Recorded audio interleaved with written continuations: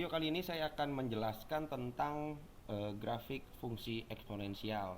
Kalau di video saya sebelumnya, video tentang eksponen ya, itu kita belajar tentang konsep dasar dari fungsi eksponen. Kita sudah bisa membedakan mana yang merupakan fungsi eksponen, mana yang bukan. Nah, di sini dari fungsi-fungsi itu kita mau gambarkanlah grafik fungsinya.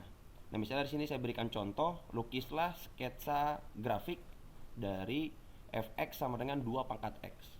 Nah, kita tahu bahwa 2 pangkat x ini adalah merupakan fungsi eksponensial, di mana a-nya atau bilangan pokoknya 2 dan eksponennya adalah x. Dan di sini juga ada fx-nya ya. Fx itu menandakan y, seperti itu. Nah, di sini cara saya menggambar, saya mengambil titik uji ya. Jadi saya misalkan saya ambil titik di x-nya mulai dari min 3 sampai dengan 3.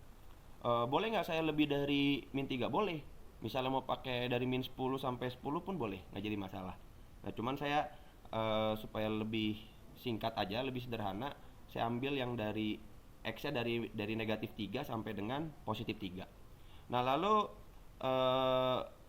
ketika saya ambil titik-titik uji ini tadi, atau titik-titik yang dilalui oleh si grafik tersebut, saya substitusikanlah nilai x-nya ke dalam fungsi eksponensialnya. Jadi saya ganti x di sini dengan min 3. Jadi didapatlah fx-nya atau y-nya itu 1/8. Ketika saya substitusikan x-nya min 2, dapatlah 1/4. Ketika diganti min 1 atau substitusi min 1, dapatnya setengah. Ketika x-nya diganti 0, dapatlah y-nya 1. X-nya 1, y-nya 2. X-nya 2, y-nya 4. X-nya 3, y-nya 8. Dan seterusnya. Kalau misalnya mau ditambahin lagi ya, nah, itu nggak jadi masalah. Nah, dari titik-titik inilah saya hubungkan titik tersebut sehingga terbentuklah sebuah grafik fungsi eksponen, yaitu grafik fungsi eksponen fx sama dengan 2 pangkat x. Seperti ini kira-kira gambarnya. Nah, ini tidak memotong di sumbu x ya. Jadi kalau misalnya kita mau ambil titik negatif 10 misalnya, nah ini tidak akan memotong si sumbu x-nya. Dia akan terus saja mendekati si sumbu x-nya. Akan terus semakin rapat, semakin mendekat. Tetapi dia tidak akan memotong si sumbu x-nya.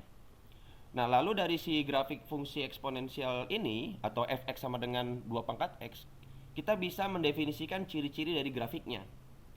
Nah, kalau misalnya kita lihat dari grafiknya, di sini grafik ini ya, yang merah ini ya. Grafik yang merah ini atau grafik fx sama dengan 2 pangkat x ini ternyata memotong sumbu y di titik 0,1. Sehingga saya bisa tuliskan yang pertama, memotong sumbu y atau interceptnya ya, intercept y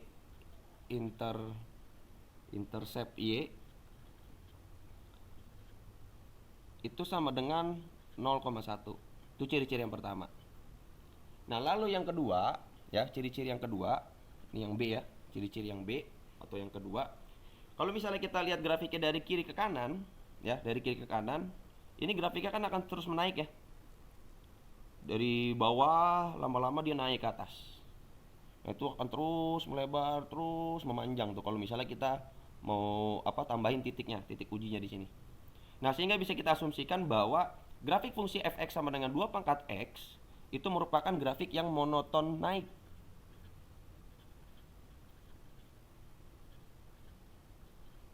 Karena dia akan terus naik ke atas. Jadi dari bawah ke atas. Jadi ngelihat fungsi itu monoton naik atau turunnya, kita lihat dari kiri ke kanan ya, jangan dari kanan ke kiri. Kita lihatnya dari kiri ke kanan. Nah, ternyata dia terus naik. Sehingga kita bisa simpulkan bahwa si grafik fungsi fx sama dengan 2 pangkat x-nya itu adalah monoton naik. Lalu yang berikutnya, tadi saya sudah katakan bahwa kalau misalnya mau uji negatif 10, negatif 20 atau negatif 100 sekalipun, dia tidak akan, si grafiknya ini tidak akan memotong si sumbu x. Sehingga kita tidak memiliki intercept atau titik potong di sumbu x-nya. Jadi intercept x-nya itu tidak ada. Bisa tuliskan tidak ada ya.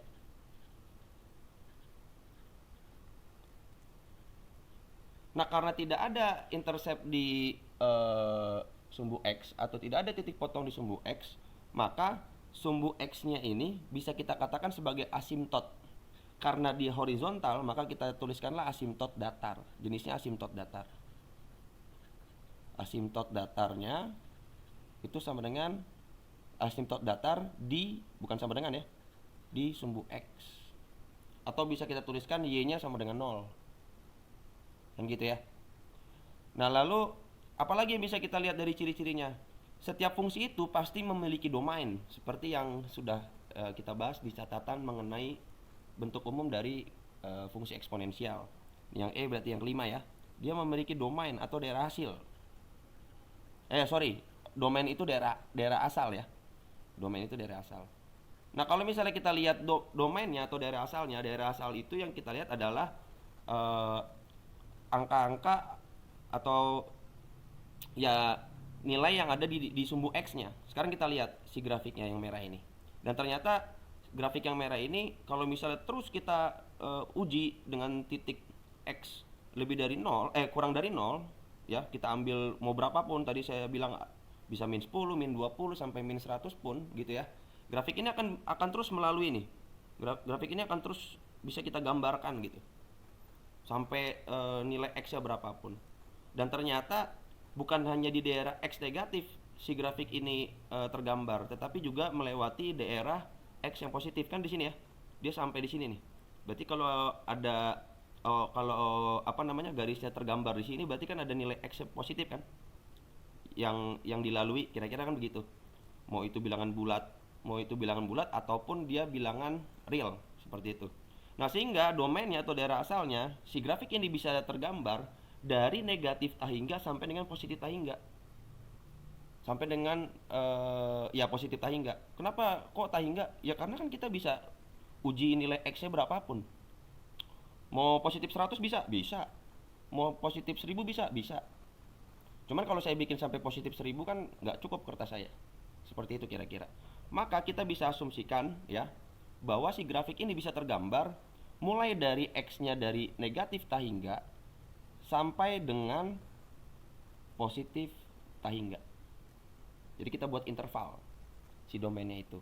Atau bisa kita tuliskan dalam bentuk lainnya, itu adalah negatif tahingga, koma tahingga.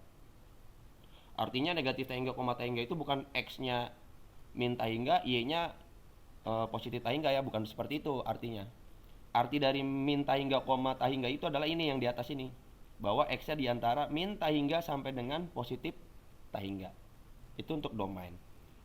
Nah, lalu kalau ada daerah asal pasti ada yang namanya daerah hasil atau yang biasa kita sebut adalah range.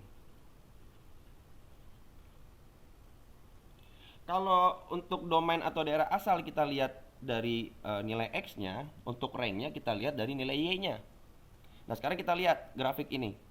Grafik ini bisa tergambar hanya di daerah Y yang positif. Kenapa? Karena kan tadi sudah saya jelaskan bahwa si grafik ini tidak akan memotong sumbu X ya.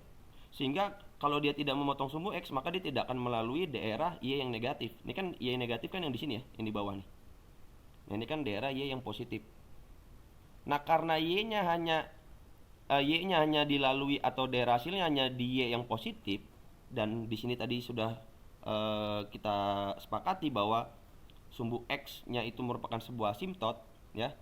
Asimtot atau dia tidak akan pernah memotong sumbu X, cuman hanya mendekat saja, atau bisa kita bilang Y-nya sama dengan 0, maka range-nya atau daerah hasilnya itu mulai dari 0, dari asimtotnya ya, dari asimtotnya sampai dengan berapa nih Y-nya kita nggak tahu. Ya udah berarti sampai positif tahingga. Kenapa positif tahingga?